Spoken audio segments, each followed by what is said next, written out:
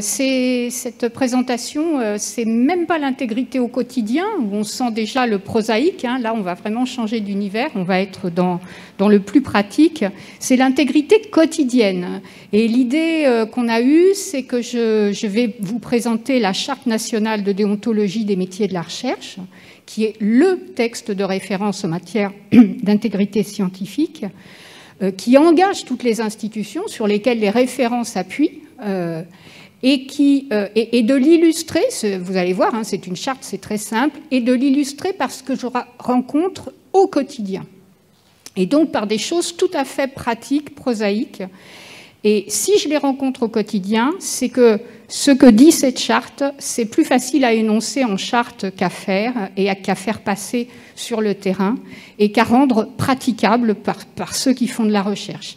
Alors, à l'INSERM, il y a évidemment beaucoup de recherche clinique, hein, mais moi, j'ai plutôt affaire au versant biologique et recherche expérimentale qu'à la recherche clinique, puisqu'on travaille en collaboration avec des référents côté clinique.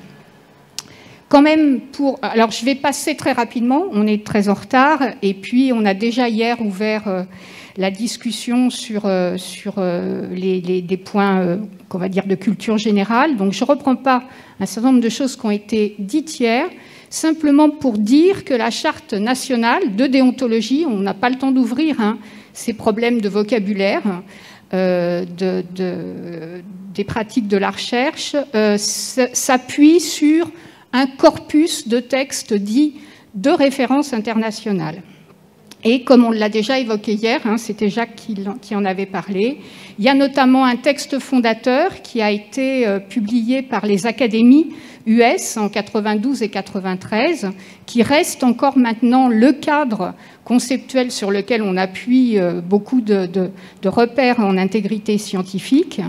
Et puis, pour nous, pour la France, le Code européen, qui date de 2013 et qui a été revu en 2017, dans lequel on a inscrit donc la Charte nationale de déontologie des métiers de la recherche, qui est le cadre, je le redis, institutionnel sur lequel nous fonctionnons. Au passage, il y a eu en 2017 une nouvelle version qui en fait est très différente du rapport qui avait été fait en 92 par les académies américaines. Et c'est dans cette nouvelle version, comme on l'a évoqué hier, qu'est entrée en discussion et en réflexion les responsabilités des institutions de recherche, des collectifs et des communautés de recherche dans la conduite d'une recherche intègre. Alors, juste aussi un aparté, l'intégrité, c'est comme l'éthique, c'est l'intégrité, et ce n'est pas l'absence d'intégrité. Ce qui intéresse l'intégrité, c'est l'intégrité.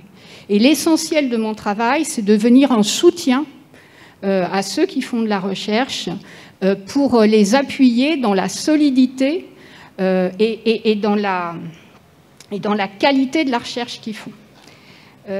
Et ça se fait en s'appuyant sur des normes, puisque c'est une activité qui est très normée, et ces normes visent à la bonne recherche avec les deux volets que j'avais déjà rappelés hier, le volet d'une recherche qui soit solide et de qualité au point de vue scientifique et au point de vue des pratiques de recherche, et une recherche qui soit bonne aussi au point de vue du fonctionnement des collectifs et communautés de recherche, puisque la recherche, c'est la convergence et la solidification des résultats de recherche par le travail de la communauté. Donc je ne reviens pas, ça tombe bien qu'on en ait déjà parlé hier, mais ce sont des textes qui sont tous assez faciles à lire, simples, et qui, à mon sens, peuvent vous intéresser, notamment les deux rapports des académies américaines.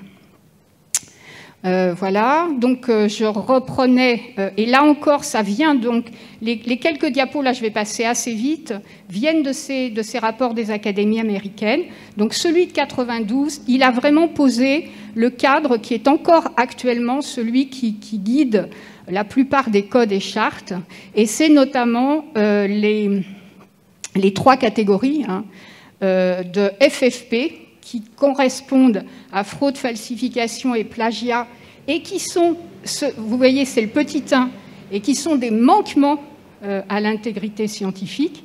Et ce sont les trois seuls types de comportements qui sont des manquements.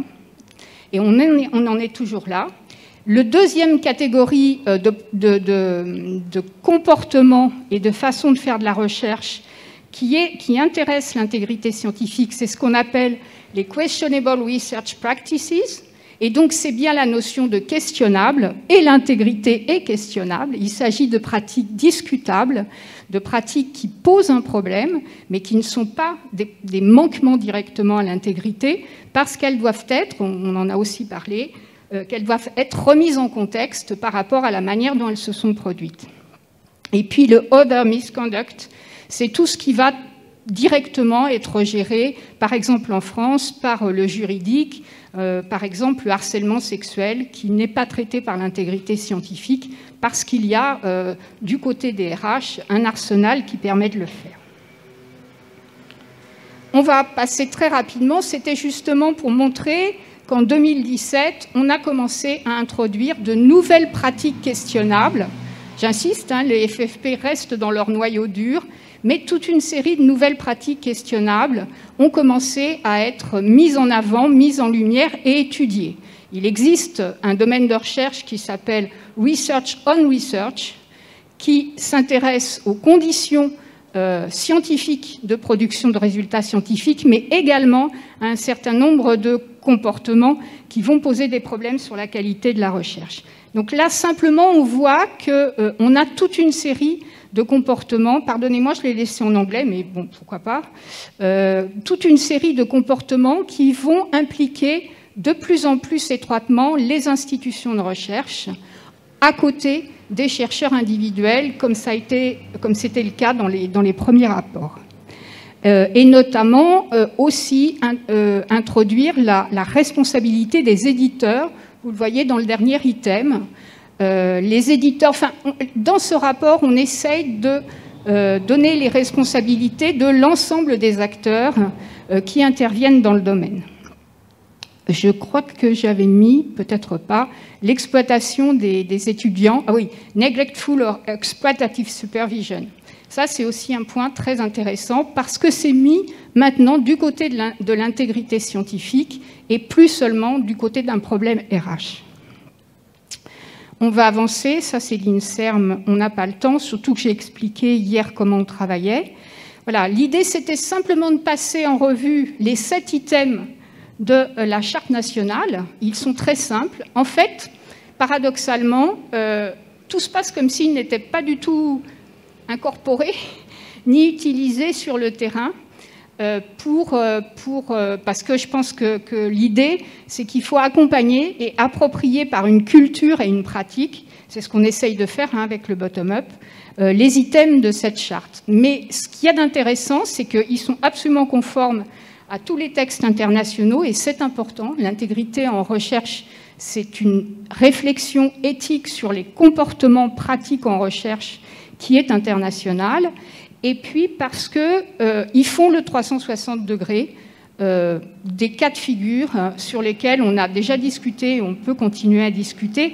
Et je vais essayer de donner des exemples concrets, voilà, c'est pour ça qu'il faut que j'aille vite, de choses qu'on rencontre très très souvent sur le terrain. C'est ça l'intégrité quotidienne.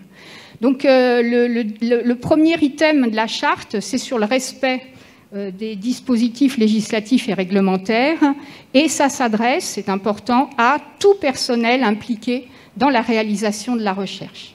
C'est écrit dans la charte, et l'idée, c'est que ce sont déjà les collectifs de recherche qui sont collectivement co-responsables avec l'institution du respect des textes. Alors, vous connaissez toute une série de textes, et en fait, là, dans cette charte, on va renvoyer à toute une série de codes, de textes, etc.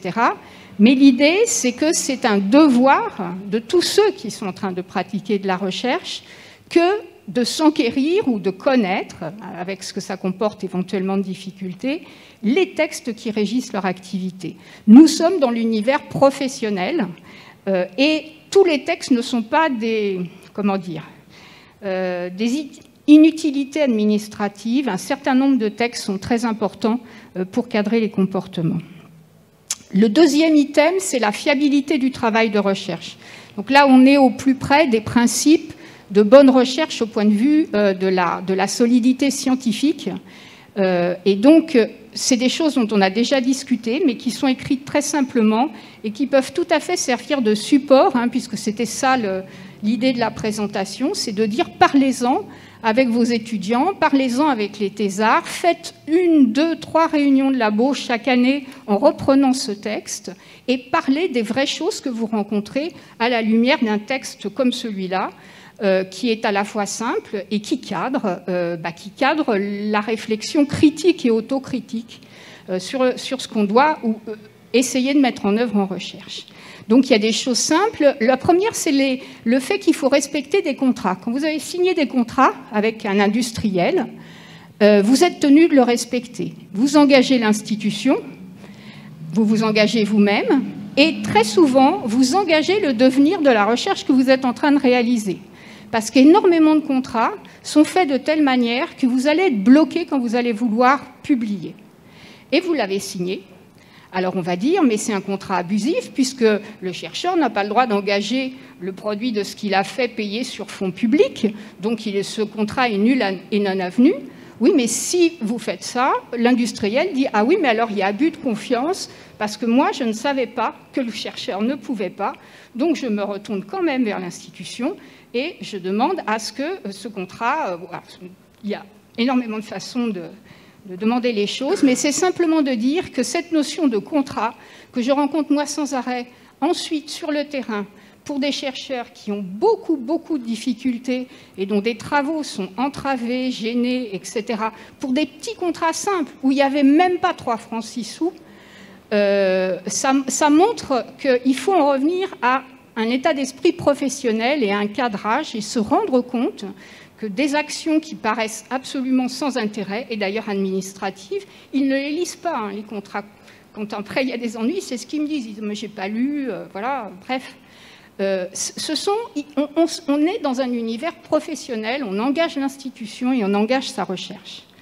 Les méthodes mises en œuvre doivent être les plus appropriées, donc ça c'est à la fois évident et tout le problème. Quand est-ce qu'il y a un problème d'erreur honnête, par exemple, on en a parlé hier, hein, des erreurs qui sont faites simplement parce que la méthode n'est pas appropriée.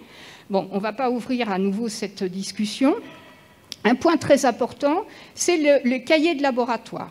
Le cahier de laboratoire, je ne sais pas pourquoi, on dirait que personne ne le sait, c'est la propriété des institutions d'affiliation du laboratoire, premièrement. Elles doivent rester au laboratoire. Elles sont sous la responsabilité du directeur de laboratoire. Ok. Déjà ça, ce sont des notions pas très connues, semble-t-il. Chaque personne qui a obtenu des résultats et qui les a consignés dans son cahier de laboratoire et les documents annexes qui vont avec, a un droit de copie à tout moment, et surtout quand il quitte le laboratoire, de tout ce qu'il a contribué à réaliser. Ça non plus, les gens ne le savent pas, alors que ça les protège. Et ça ne les protège pas seulement pour des brevets, c'est toujours ce qu'on vous donne comme raison, donc des problèmes ensuite financiers, mais ça les protège parce que s'il y a un conflit après coup, parce qu'on n'a pas mis leur signature dans des papiers qui exploitent leurs travaux, ou s'il y a justement une dénonciation d'un problème de falsification, ils vont pouvoir rendre compte de ce qu'ils ont fait. Et visiblement, ça n'est pas connu non plus. Ce sont des choses évidentes. C'est pour ça que peut-être ça vaut quand même le coup d'en parler beaucoup avec les jeunes. Donc les résultats bruts appartiennent à l'institution. Alors c'est les institutions, hein, parce qu'on est en France et je n'ouvre pas la discussion sur la mixité et les problèmes très concrets que ça pose. Et l'analyse des résultats doit être conservée de façon à permettre leur vérification.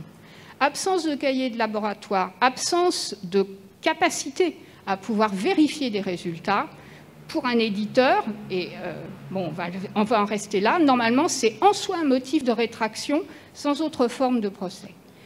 L'idée, c'est que tout ce qui est publié doit pouvoir être contrôlé. Là non plus, il n'y a pas la notion de l'importance du cahier de laboratoire par rapport à l'authenticité de ce qui a été fait. Voilà. Les conclusions doivent être fondées sur une analyse critique des résultats. Bon, là, on peut ouvrir une discussion. Les applications possibles ne doivent pas être amplifiées de manière injustifiée. Les résultats doivent être communiqués dans leur totalité de manière objective et honnête. Alors, outre le fait que le texte n'est pas bien connu, on voit bien la difficulté. Il est quand même un peu théorique par rapport à la réalité à laquelle se confrontent les chercheurs. J'en conviens volontiers. Voilà. Ensuite, il y a le fait qu'il faut référencer correctement et qu'on ne peut pas utiliser des résultats d'autres sans les citer de manière correcte. Ce sont des choses qui vont tellement sans dire que c'est bien de les relire de temps en temps. Donc, les communications, les résultats d'un travail de recherche ont vocation à être portés à la connaissance de la communauté scientifique. C'est la notion de communauté scientifique. Là, on est sur les bonnes pratiques en termes de scientificité, si je puis dire, de la mécanique. Ça veut dire aussi que des conflits ou des personnes qui bloquent la parution d'un papier sont vis-à-vis de leur institution en défaut. Et que le travail des référents, le plus clair de mon travail, c'est ce que j'appelle le libérer des papiers, c'est-à-dire de comprendre ce qui se passe et qui va empêcher de rendre public des travaux, s'ils sont corrects, bien sûr. Et il y a, voilà, entre les contrats qui ont été faits avec un industriel, des disputes, etc., il y a de multiples motifs. Et il y a aussi de multiples impacts sur toute une série de personnes. Je ne parle pas de tous les plus jeunes qui ont besoin de ces papiers pour leur carrière. Voilà. Le travail est collectif. La décision de publication doit être prise de manière collective. Il y a une transparence complète pendant tout le travail d'élaboration des manuscrits.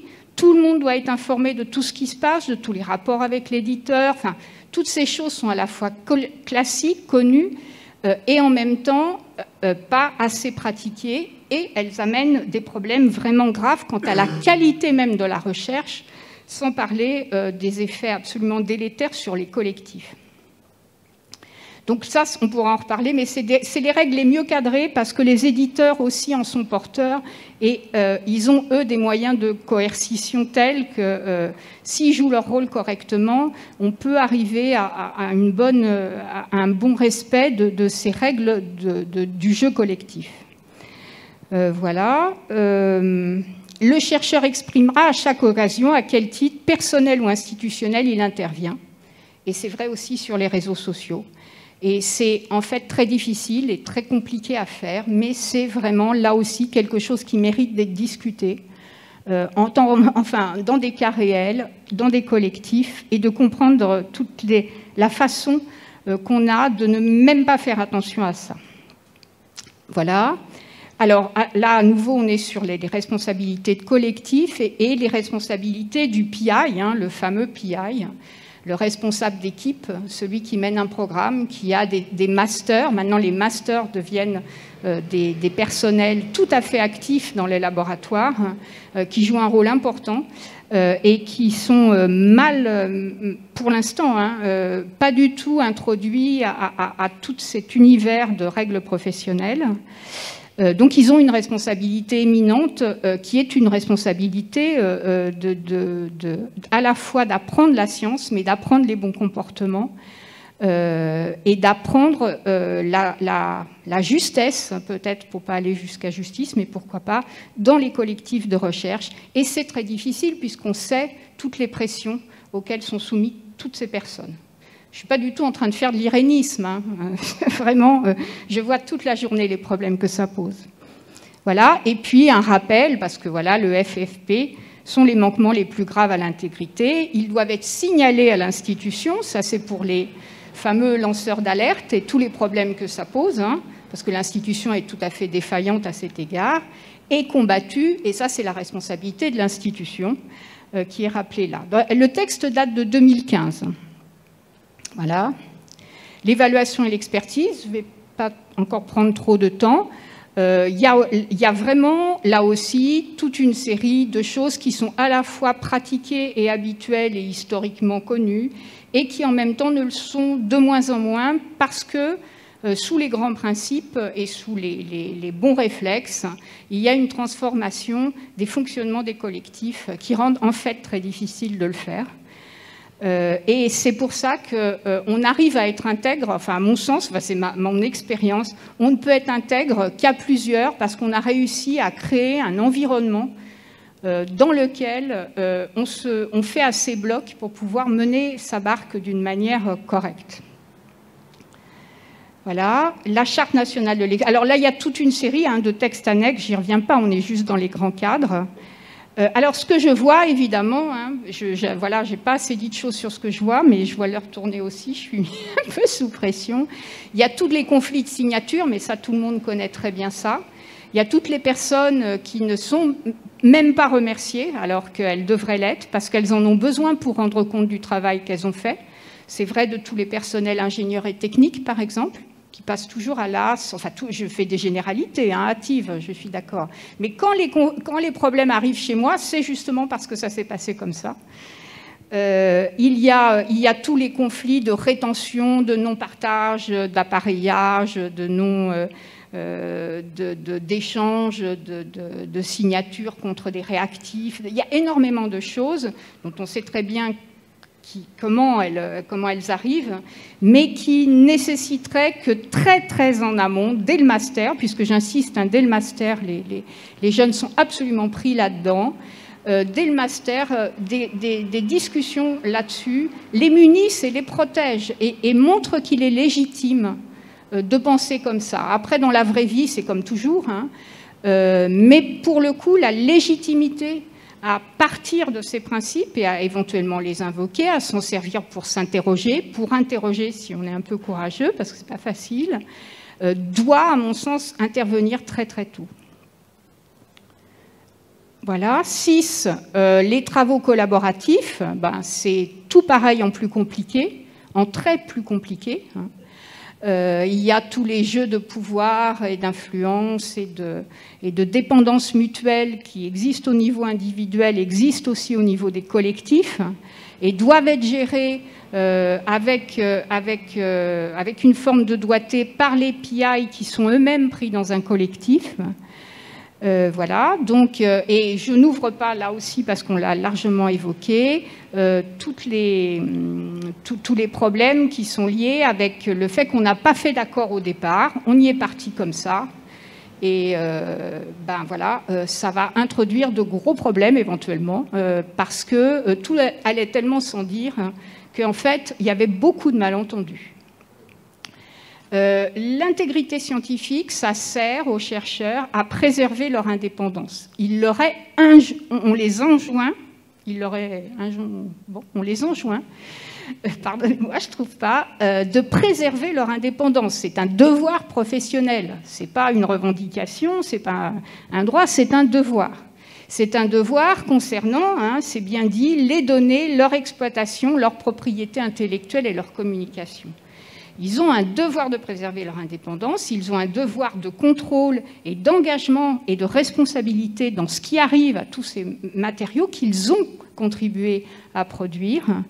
Et ce principe les protège. Aux États-Unis, l'intégrité scientifique est utilisée par les agences qui se débattent contre des pressions politiques, ou même les chercheurs dans les universités, mais notamment dans les agences. Les agences ont fait, dans les dernières années, d'énormes chartes d'intégrité scientifique destinées à les protéger des pressions politiques et des pressions des partenaires privés. Voilà, donc on va, là après le dernier point, c'est les cumuls d'activités. Là on est plus dans du local, parce que c'est plus les règles de la fonction publique. Et on finit très bien, on finit sur la formation. Et ça, en 2015, voilà, ça a été dit, que les règles doivent être intégrées au cursus de formation, au sein des cursus de master, nous y sommes, et de doctorat. Et leur apprentissage doit être considéré comme participant à la maîtrise du domaine spécifique. Parce qu'évidemment, là, on parle des grands principes, mais comme vous le savez tous, chaque communauté de recherche a ses règles d'intégrité qui sont bien sûr liées à la façon dont on mène la recherche, dont on apporte des preuves de scientificité, etc. etc. Mais ça nous boucle sur l'effort qu'on essaye de faire avec ce cycle, pour les plus jeunes, et ça plaide simplement pour le fait qu'apprendre à être chercheur, c'est apprendre à l'être de la bonne manière.